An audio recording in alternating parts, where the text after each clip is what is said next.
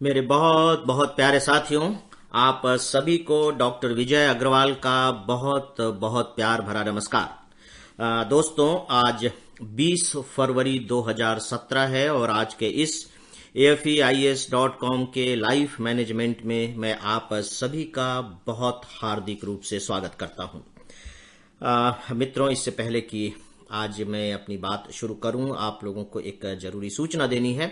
और फ्रेंड्स, सूचना यह है कि आप लोगों को मालूम ही है कि 19 तारीख से यानी कि कल से हम लोगों की जो 15 दिन की क्लासेस होती हैं वो शुरू हो चुकी हैं। और अब मेरा पूरा वक्त इन स्टूडेंट्स के साथ ही गुजर रहा है। मेरा एक एक मिनट और यहाँ तक कि जो मेरा खाली वक्त भी है वह भी स्टूडेंट को ही समर्पित है तैयारी करने में।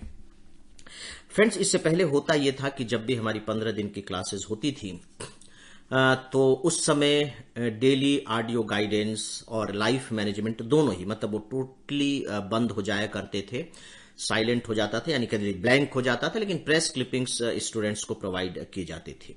उस समय डेली ऑडियो और लाइफ मैनेजमेंट एक ही साथ प्रोवाइड किया जाता था। अब तो वो दो भागों में विभाजित कर दिया गया है। लाइफ मैनेजमेंट अलग कर दिया गया है और डेली ऑडियो लेक्चर अलग कर दिया गया है।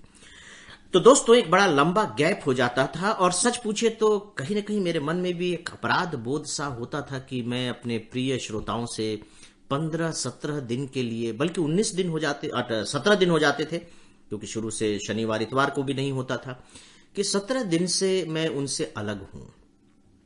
तो क्या कुछ ऐसा इंतजाम नहीं हो सकता कि मैं उनके साथ रहूं, क्योंकि आप लोगों के साथ रहना मित्र मुझे वाकई में बहुत अच्छा लगता है, सबसे अच्छा लगता है। अब इसके लिए किया क्या जाए। और मुझे मालूम है कि इसके बाद जो मेल भी आते थे उन मेल में आप लोगों का प्यार, आप लोगों का सम्मान, आप लोगों की जरूरत जो मेरे प्रति है वो झलकती थी। झलकती क्या थी? टपकती थी। तो इस बार फिर यह फैसला किया गया मित्रों कि नहीं, ये जो 17 दिन का जो गैप पड़ जाता है, एक लंबा गैप, वो गैप नहीं पड़ना चाहिए और कुछ ऐसा करना चाहिए ताकि मेरा जुड़ाव आप सबके साथ बना रहे। तो उसी फैसले के तहत यह आपको लाइफ मैनेजमेंट का ऑडियो फ्रेंड्स प्रोवाइड किया जा रहा है। फैसला यह किया गया कि ठीक है, डेली बेसिस पर डेली ऑडियो तैयार नहीं किया जा सकता, लेकिन पहले से तो रिकॉर्ड किया जा सकता है। और इससे पहले भी कई बार ऐसा हुआ है कि जब हम लोग 5-7 दिन के लिए श्रीलंका गए हैं तो डेली ऑडियो लेक्चर पहले से तैयार करके रख दिया गया, जो आपके जरूरत की चीज है, आपके लिए उपयोगी हो सकती है, और वो बाद में लगातार डेली बेसिस पर वो प्रोवाइड किया जाता रहा। तो दोस्तों, वो अनुभव हम लोगों के पास था और यह भी अनुभव हम लोग के पास था कि ऐसे डेली ऑडियो लेक्चर को भी आप लोगों का उतना ही प्यार और सम्मान मिला। तो उसी के तहत मित्रों, ये अब आप रोजाना जो लाइफ मैनेजमेंट पर सुनेंगे ये सब के सब प्री रिकॉर्डेड हैं। और इस तरह ये जो क्रम है फ्रेंड्स, ये 6 तारीख तक चलता रहेगा। 6 मार्च तक यही क्रम चलता रहेगा। 5 मार्च को हमारी क्लासेस खत्म हो रही हैं। 6 मार्च को चूंकि बहुत ज्यादा थकान हो सकती है कि हो, तो इसीलिए 6 का भी प्री रिकॉर्डेड होगा। इसका मतलब यह हुआ कि अब आप लोग जो मुझे विषय सुझाएंगे मित्रों, उन विषयों को मैं अब अपने लाइफ मैनेजमेंट में अभी शामिल नहीं कर सकूंगा। लेकिन आप ऐसा बिल्कुल भी ना समझें कि वो आपके विषय कभी भी शामिल नहीं किए जाएंगे। डेफिनेटली कि 7 मार्च से जब पुराने पैटर्न पर हम लोग लौटेंगे तब आप लोगों के ही विषय मेरे लिए लाइफ मैनेजमेंट का आधार होंगे।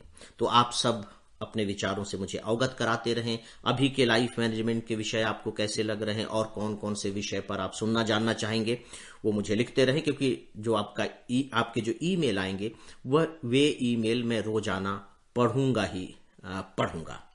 तो मित्रों, ये प्री रिकॉर्डेड लाइफ मैनेजमेंट आप सुन रहे हैं। एक बात मैं और कह दूं कि अब आप जितने भी लाइफ मैनेजमेंट के अंतर्गत विषय सुनेंगे मित्रों, एक महत्वपूर्ण बात यह है कि वो सारे के सारे विषय आप लोगों के द्वारा सुझाए गए हैं। देखिए, जब आप लोग कोई भी विषय सुझाते हैं तो मैं तुरंत उसे अलग से नोट कर लेता हूं एक डायरी में। ये बात अलग है कि उसका नंबर कब आ पाता है, और ये बात भी अलग है कि हो सकता है कि कभी नंबर आ ही न पाए, लेकिन मेरे पास लिस्ट होती है और उसी लिस्ट में से अब मैं कुछ विषय चुनकर आपके सामने लाइफ मैनेजमेंट के रूप में पेश कर रहा हूं। तो मित्रों, आइए इस नए स्टाइल में कह लीजिए उसका पहला लाइफ मैनेजमेंट आपके सामने प्रस्तुत है। और आज के लाइफ मैनेजमेंट का जो मैंने विषय चुना है मित्रों, एक स्टूडेंट ने पूछा था कि क्या जीवन जीना एक आर्ट है। इस विषय पर उन्होंने जानना चाहा था, तो मैं इसी विषय पर आज आपके सामने अपनी बात रख रहा हूं। फ्रेंड, जब हम ये बात करते हैं कि आर्ट है, ये विज्ञान है, तो उसका मूल अर्थ क्या होता है? मूल अर्थ केमिस्ट्री, फिजिक्स और उधर लिटरेचर और आपके सोशल साइंस से नहीं होता। जो मूल इसका जो अंतर है, कह लीजिए मूल अंतर यह है कि जो विज्ञान है वो एक निश्चित है, उसके नियम बने हुए हैं, उसके फार्मूले बने हुए हैं, बस उसी के तहत सारे काम होंगे। धरती घूम रही है तो घूम रही है, सूरज निकल रहा है तो निकल रहा है, उसकी गति फिक्स है, उसमें कोई परिवर्तन नहीं है। और ईश्वर न करे कि उसकी गति में कोई परिवर्तन आ जाए या जो ग्रह उसके चारों तरफ घूम रहे हैं उनमें कुछ गड़बड़ी हो जाए, तो फिर तो पता लगा कि सारा का सारा मामला खत्म हो गया। यानी कि विज्ञान जो सिद्ध हो चुका है, जो एक कार्य कारण संबंध के तहत परफेक्टली काम करता है। ये बात अलग है कि धीरे धीरे उसमें बदलाव होते जाते हैं जब जैसे जैसे नए सिद्धांत आते हैं। आर्ट क्या है? याद रखिए कि आर्ट भी अपने आप में विज्ञान है, लेकिन वो अलग किस्म का विज्ञान है। आर्ट में कोई चीज एकदम फिक्स नहीं है, मतलब ऐसा भी नहीं है कि किसी चीज की कल्पना ही न की जा सके, किसी चीज के बारे में कोई पूर्व निर्धारण ही नहीं किया जा सके, किसी चीज के बारे में कोई भविष्यवाणी ही नहीं की जा सके, ऐसा नहीं है। उसके बारे में भी हम पूर्व निर्धारण करते हैं, भविष्यवाणियां करते हैं, कुछ मान्यताओं को लेकर के चलते हैं कि हम ऐसा ऐसा कर रहे हैं तो ऐसा ऐसा हो जाएगा। हम मान के चलते हैं कि हम पढ़ाई कर रहे हैं तो पास हो जाएंगे, हम मिट्टी खोद रहे हैं तो वहां गड्ढा हो जाएगा। अब कुएं के लिए मिट्टी खोद रहे हैं तो ये तो हो सकता है कि पानी न निकले, लेकिन गड्ढा तो हो जाएगा। तो इसको कहते हैं आर्ट। और इसमें जो सबसे बड़ी बात है वो ये है कि आर्ट में आप होते हैं। आप होते हैं कहने का मतलब है क्रिएटिविटी की गुंजाइश होती है, रचनात्मकता होती है।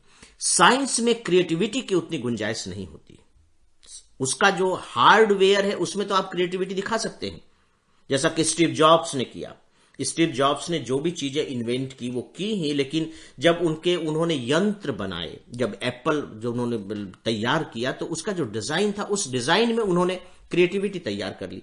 साइंस के फार्मूले में तो आप कोई क्रिएटिविटी नहीं ला सकते। तो दोस्तों, जो क्रिएटिविटी है वो आर्ट का मुख्य केंद्र है। मतलब आर्ट्स में क्रिएटिविटी होती है। क्रिएटिविटी का क्या मतलब हुआ?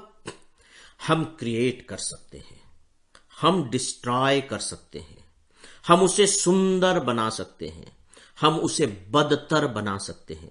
यानी कि उस पर काफी कुछ हमारा नियंत्रण होता है, बावजूद इसके कि वह अनिश्चित है, स्थिर नहीं है। जिस तरह के साइंस निश्चित है और स्थिर है, उस तरीके से आर्ट स्थिर नहीं है। फिर भी हम उसमें अपना कंट्रीब्यूशन कर सकते हैं। साइंस में हमारा कंट्रीब्यूशन केवल इन्वेंट करने तक है कि हमने एक सूत्र खोज लिया कि इस तरीके से काम होता है, दैट्स ऑल। तो दोस्तों, अब इसी आर्ट की परिभाषा को आप जीवन पर थोप दीजिए, आरोपित कर दीजिए, लागू कर दीजिए। जितने भी व्यक्ति इस धरती पर हैं, आप सोच कर देखिए, सबके सब यूनिक है, सबके सब एक दूसरे से बिल्कुल अलग है, बिल्कुल अलग है। उनमें कहीं कोई समानता नहीं है। देखिए, मैं कह रहा हूं कि कहीं कोई समानता नहीं है तो अब ये मत कह दीजिएगा कि सबकी तो नाक है, सबके आंखें हैं, सबके हाथ हैं, सबके पैर हैं। यस, ये सब कुछ है, लेकिन क्या सबका रंग एक जैसा है? क्या सबका आकार एक जैसा है? क्या सबकी बुद्धि एक जैसी है? क्या सबका चेहरा एक जैसा है? क्या सबका व्यवहार एक जैसा है? क्या सबकी जरूरतें एक नहीं है ना? मूलभूत चीजें तो ठीक है, सबके पास है। आपके पास हाथ है तो मेरे पास भी हाथ है, लेकिन क्या आपके पास जो हाथ है उसी के समान मेरे हाथ हैं? तो आप इसको थोड़ा सा व्यापक रूप में देखिएगा। इसका मतलब यह हुआ कि जो नेचर है, नेचर तो जो बनाती है दोस्तों, वो यूनिक पीस बनाती है। मतलब वो डुप्लीकेट चीज नहीं बनाती। उसने आपको बना दिया ना, तो बस आपको बना दिया। आपके जैसा फिर अब इस धरती पर कोई दूसरा नहीं है, आप ढूंढ लीजिए। हां, कार्बन कॉपी भले मिल जाए। कार्बन कॉपी का मतलब है कि देखने के बाद किसी को डाउट हो जाए कि अरे यार, ये तो रमेश जैसा ही दिखाई दे रहा है, है ना, रमेश जैसा ही है ना। जैसे जुड़वा बच्चे आप देखिए जब हो जाते हैं तो उनके चेहरे मोहरे काफी मिलते हैं, लेकिन क्या जुड़वे बच्चे एक जैसे ही होते हैं? अगर व्यापक परिभाषा में आप देखें तो आप देखिए कि उनके व्यवहार में, उनके आचरण में कितना फर्क होता है। एक बहुत मतलब यहां तक फर्क हो सकता है कि एक दूसरे को अपोजिट हो सकते हैं। तो जो एक गर्भ में पले, एक ही समय में जन्म लिया, एक ही वातावरण में रहे, उनमें एक ही जीन्स हैं, अगर वो एक जैसे नहीं हो सकते तो कल्पना करके देखिए कि इस धरती पर 7 अरब लोग हैं, 700 करोड़ लोग हैं, वो कैसे एक जैसे हो सकते हैं? एक जैसे नहीं हो सकते।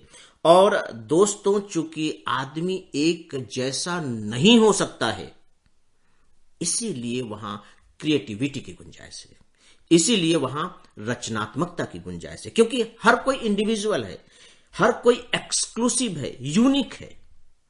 तो उसको अपना सब कुछ खुद रचना होगा, अपना सब कुछ खुद बनाना होगा।